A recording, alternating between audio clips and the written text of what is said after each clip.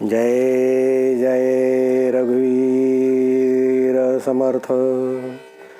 शुका सारिखे पूर्ण वैराग्य ज्यांचे, वसिष्ठा परिज्ञान योगेश्वराचे.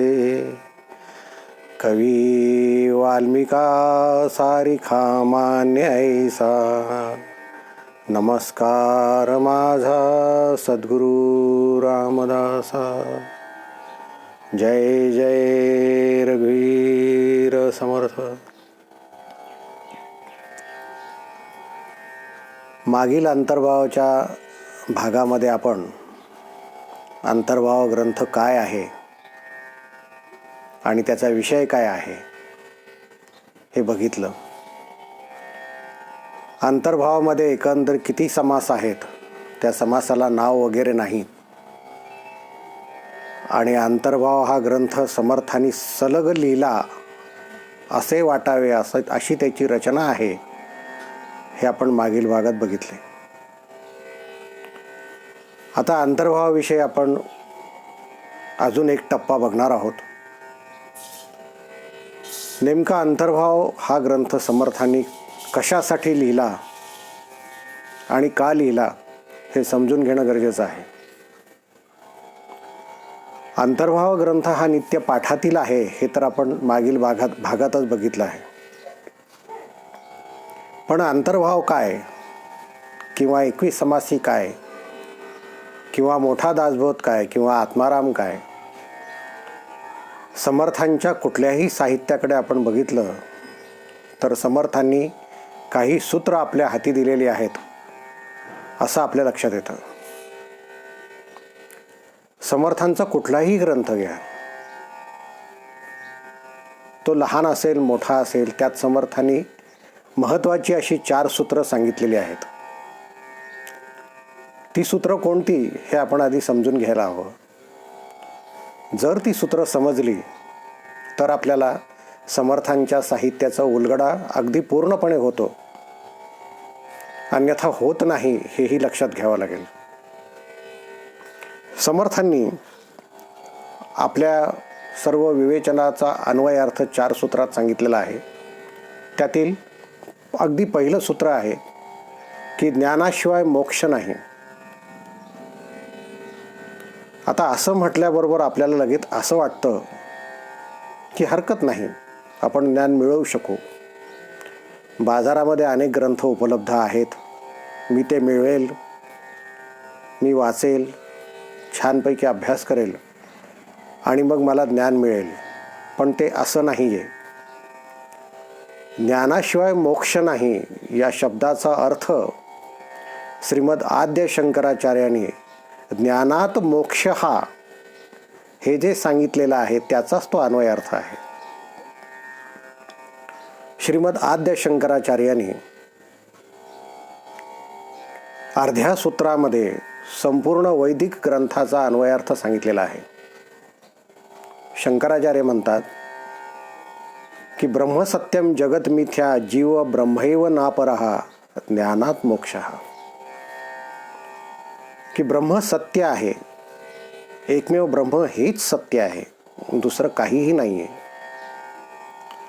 मग दुसरं काहीही नाही तर हे विश्व मला कसे दिसते, का बरे दिसतंय, ते सत्य आहे की नाही याचा उलगडा करण्यासाठी शंकराचार्यांनी सांगितलेलं आहे की जगत मिथ्या. मग ब्रह्म सत्य असेल आणि जगत जर मिथ्या असेल तर मग मी कोण आहे हा प्रश्न पडतो. म्हणून शंकराचार्यांनी सांगितलं की जीव ब्रह्मैव नापरहा. जीव हाच ब्रह्म आहे, तो काही कनिष्ठ वगैरे नाही आहे. आणि अंतिमतः हे सर्व साधण्यासाठी म्हणून शंकराचार्यांनी सांगितलेलं आहे की ज्ञानात मोक्ष हा, ज्ञानाशिवाय मोक्ष शक्य नाही. श्री समर्थांनीही आपल्या साहित्यामध्ये ज्ञानाशिवाय मोक्ष नाही हे अगदी आरंभीचं सूत्र म्हणून गृहीत धरलेलं आहे. हे झालं पहिलं सूत्र. म्हणजे ज्ञानाशिवाय मोक्ष नाही, पण हे ज्ञान म्हणजे ग्रंथज्ञान नव्हे किंवा वाचनाने मिळालेले ज्ञान नव्हे, तर अपरोक्ष ज्ञान. अपरोक्ष ज्ञानाला समर्थांनी ज्ञान म्हणलेलं आहे. म्हणून असं ज्ञान केवळ पुस्तकं वाचून मिळणार नाही. म्हणून समर्थ दुसरं सूत्र सांगतात की सद्गुरूंशिवाय ज्ञान नाही. म्हणजे मी फक्त ग्रंथ वाचेल आणि साधनाच करणार नाही तर मला अपरोक्ष ज्ञान मिळणार नाही आणि साधनेसाठी सद्गुरू हवाच. म्हणून समर्थांनी दुसरं सूत्र सांगितलेलं आहे की सद्गुरूंशिवाय ज्ञान नाही. ज्ञानाशिवाय मोक्ष नाही, सद्गुरूंशिवाय ज्ञान नाही. आणि तिसरं सूत्र समर्थांनी सांगितलेलं आहे की भक्तीशिवाय चित्तशुद्धी नाही. कारण जरी तुम्हाला ज्ञानाने विवेक प्राप्त झाला तरीही अहंकाराचं विसर्जन होणंही तितकंच गरजेचं आहे. आणि हे अहंकाराचं विसर्जन होण्यासाठी समर्पणाचा एक भाव चित्तामध्ये असावा लागतो. म्हणून समर्थांनी ज्ञान जरी सांगितलं असेल तरीही त्याला भक्तीची जोड दिलेली आहे. ज्ञान आणि भक्तीचा समन्वय समर्थांनी आपल्या साहित्यामध्ये केलेला आहे. म्हणून ज्ञानाशिवाय मोक्ष नाही, सद्गुरूंशिवाय ज्ञान नाही, भक्तीशिवाय चित्तशुद्धी नाही. आणि चौथं सूत्र आहे वैराग्याशिवाय जीवाला गती नाही. वैराग्याशिवाय असा शब्द का बरं? त्याचं कारण असं आहे की जरी विवेक असला तरीही एकटा विवेक कार्य करू शकत नाही. विवेक फक्त संकल्पना करू शकतो. विवेक फक्त सार असार काय याची निवड करू शकतो. विवेक फक्त स्थायी कोणतं आणि अस्थायी कोणतं हे सांगू शकतो. विवेक फक्त शाश्वत काय आणि अशाश्वत काय आहे याचा विवेक करू शकतो. पण जर वैराग्यच नसेल तर साधना परिपूर्ण होणार नाही. कारण वैराग्य नसेल तर इंद्रियातून सुटका होणार नाही. म्हणून समर्थ सांगतात की ज्ञानाशिवाय मोक्ष नाही, पण सद्गुरूशिवाय ज्ञान नाही, भक्तीशिवाय चित्तशुद्धी शक्यच नाही आणि वैराग्याशिवाय जीवाला गती नाही. समर्थांचं कुठलंही साहित्य घ्या, कुठलाही लेख घ्या, कुठलंही काव्य घ्या, त्यामध्ये या चार गोष्टी आपल्याला अगदी आढळतातच. आणि या चारींचा समन्वय म्हणजे समर्थांच्या रामदासी संप्रदायाची साधना आहे, हे आपण सुरुवातीला लक्षात घेतलं पाहिजे. आता अंतर्भाव ग्रंथ काय आहे आणि अंतर्भाव ग्रंथामध्ये समर्थांनी काय सांगितलेलं आहे हेही आपल्याला बघायला पाहिजे. आणि हा ग्रंथ नित्यपाठाचा कशासाठी आहे हेही आपण समजून घ्यायला हवं. समर्थांनी सुरुवातीला गुरुशिष्य संवादामध्ये शिष्य गुरूंना काय विचारतो हे सांगितलेलं आहे. श्री समर्थ म्हणतात की जय जय सद्गुरु समर्था, जय जय पूर्ण मनोरथा, चरणी ठेवूनी माथा प्रार्थित असे. मी ये संसारी गुंतला, स्वामीपदी वियोग झाला, तेणे गुणे आळ आला जीवपणाचा. अत्यंत मौलिक अशा या दोन ओव्या आहेत आणि ही उपनिषदांची पद्धत आहे. उपनिषदांमध्ये शिष्यांनी विचारायचं आणि सद्गुरूंनी त्याच्या शंकेचं समाधान करायचं, ही आपली भारतीय दार्शनिक परंपरा आहे, उपनिषदांची विचार परंपरा आहे. समर्थांनी हेच केलं. समर्थ सद्गुरूंना समर्थ म्हणतात आणि समर्थांचे सद्गुरू भगवान श्रीराम आहेत. अर्थात ते समर्थच आहेत, म्हणून समर्थ सद्गुरूंना समर्थ म्हणतात. सुरुवातीला त्यांचा जय जयकार करतात. लक्षात घ्या, हे अंतर्भावचं मंगलाचरण आहे आणि मंगलाचरण यासाठी लिहावं लागतं कारण ग्रंथ निर्विघ्नपणे पूर्ण झाला पाहिजे.